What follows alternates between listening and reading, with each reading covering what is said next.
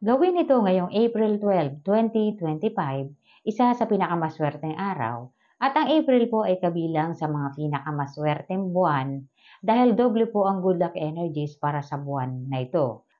At tayo po ay gagawa ng ritual gamit po ang ating mga money plant. Ngunit, hindi po basta-basta money plant ang gagamitin natin dahil hindi po pwede ang mga money plant na mayroong pointed leaves. At mga paghahanda po sa tahanan natin. Dapat po may ginagawang paghahanda bago pa sumapit ang April 12. Gawin natin sa tahanan natin ito para po pumasok sa tahanan natin ang wealth god.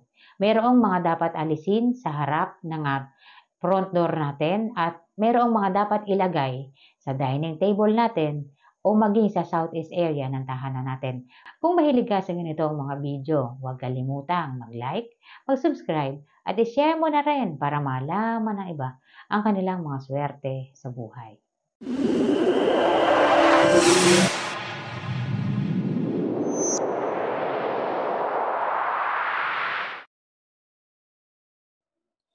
Clearing the front entry. Ito po ang unang ginagawa kapag tayo ay sasalubong sa araw ng wealth god. So, unang-unang gagawin, kung meron kang mga halaman sa harap ng front entry mo at ito ay ginamit mo bilang fence, ang gawin mo po bago sumapit ang 12, ilipat mo muna.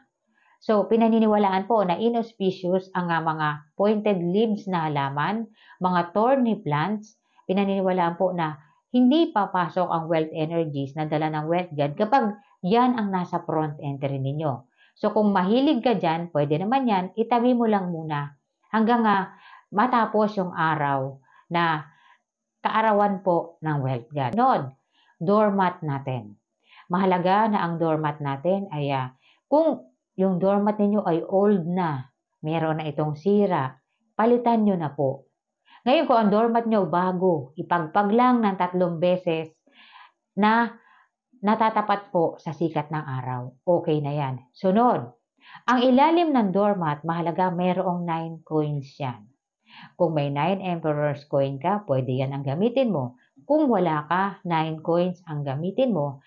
At isabay mo na rin ang paglalagay ng salt na nakalagay sa plastic. Ilagay po sa ilalim ng doormat yan para kapag umapa kayo dyan, makakatiyak ka na anuman ang nadala mo sa labas or sino man ang umapak papasok dyan, walang maipapasok na inauspicious energies dahil po, kapag hindi kayo naglagay ng pangotra sa ilalim ng doormat, sa araw na magaganap ang kaarawan ng wealth god, ito po ay April 12, papasok, labas-masok ang mga membro ng pamilya ninyo or sino man, maaari pong pumasok din yung mga inauspicious energies at masisira po yung wealth energies na maaaring nasa loob na ng tahanan ninyo.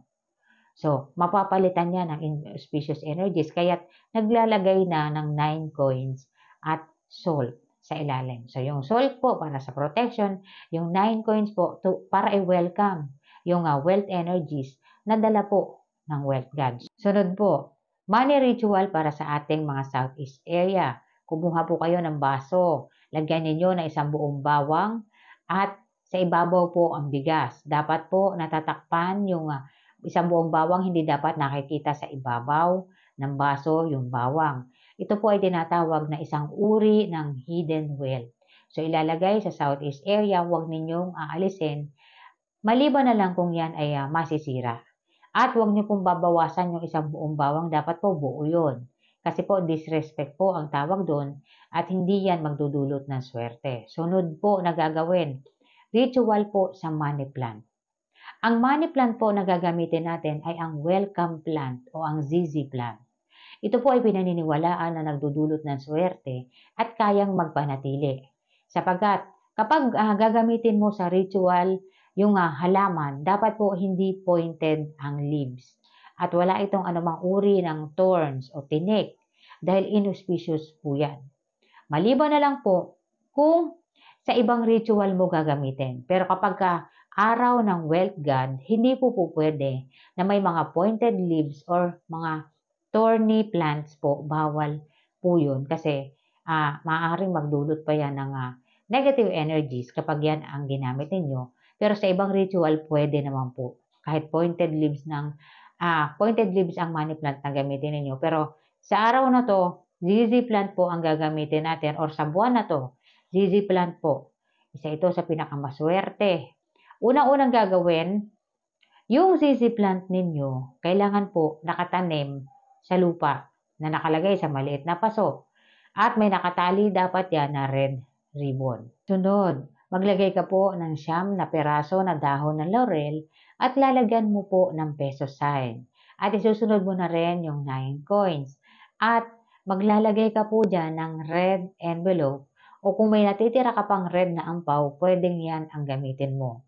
Susulatan mo po ng hiling mo yung dilaw na papel at ilalagay mo dyan sa loob ng ampaw. Ngayon po, kung wala kang red na ampaw, pwedeng magtupi ka na lang ng colored paper na kulay red at ilagay mo yung dilaw na papel na sinuratan mo ng mga hiling mo sa loob. At hindi mo po tatanggalin yan hanggat hindi natatapos ang April. Kapag natapos ang April, pwedeng ilagay mo yan sa nasisikatan ng araw. Ang iba po, ang ginagawa nila, hindi na nila tinatanggal yung red envelope. Yung coins po, itinatabi nila yung coins. Yung laurel, hindi na. Yung red envelope na merong hiling nila sa loob, hindi na nila tinatanggal yan. Inilalagay na nila kasama na dyan sa halaman. At inilalagay sa area nila, kung may area po sila sa labas. Ito ay nasisikatan ng araw at ito ay nauulanan. Hinahayaan na nila yan dyan mismo sa halaman. So, isang uri din po yun ng manifestation, lalong-lalo na kung umuupa ka. Hindi mo sarili yung property kasi kung sarili mo po yung property, pwedeng ibaon mo yan sa lupa. Yung red envelope kasama yung 9 na dahon ng laurel. Yung coins po ilalagay sa southeast yan, itatabi. Hindi kasamang ibabaon po yun. Kung sarili yung property. Kung hindi po, wag mong gagawin kasi ang magbe-benefit niyan, yung may-ari ng property, hindi ikaw. So, sa paso ka na lang. So, ang gawin mo kung pwede mong mailagay yan sa labas na masisikatan niya ng araw at maiinitan, ilagay mo. Ngayon kung hindi, may lalagyan lang siya sa loob ng area mo at may mga kapitbahay ka pa, pwedeng pakialaman nila kung ano man yung nakalagay dyan. Ang gawin mo na lang, i-burn mo yan. Kasama yung 9 na dahon na laurel. Yung ZZ plant po, wag mo po siyang galawin. Kailangan po yung ZZ plant manatili siyang malusog, masigla. Kapag yung ZZ plant po ay lumago at sumigla, ito po ay nangangahulugan na magkakaroon ng katuparan ang mga hiling mo. Kasi po, nagiging basehan yan kung ano ang energies na makukuha mo doon sa ginawa mong ritual. 9 oranges for wealth and abundance. Ito po ay ilalagay natin sa ating mga dining area, sa ating dining table. At pwede natin kainin yan sa araw ng 12. So kung yung kaanak ninyo, anak ninyo, i-offer nyo sa kanila, i-alok ninyo na yung oranges na inilagay ninyo sa araw ng 12 ay pwede nilang kainin. Nagdudulot po yan ng good luck energies sa buong pamilya ninyo.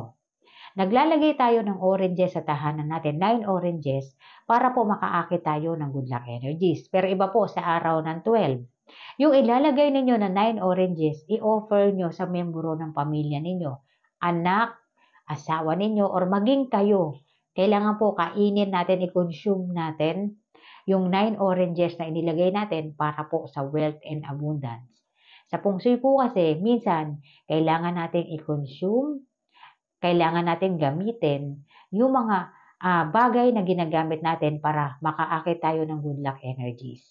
Mas nagdudulot ito ng swerte kapag ganun ang ginawa natin. Pero, depende po sa ritual na gagawin ninyo or depende sa mga araw kaya ninyo ginawa ito. Pero sa araw po ng 12, pwedeng kainin natin or ninyo or i-offer ninyo sa miyembro ng pamilya ninyo yung 9 oranges na inilagay ninyo sa table.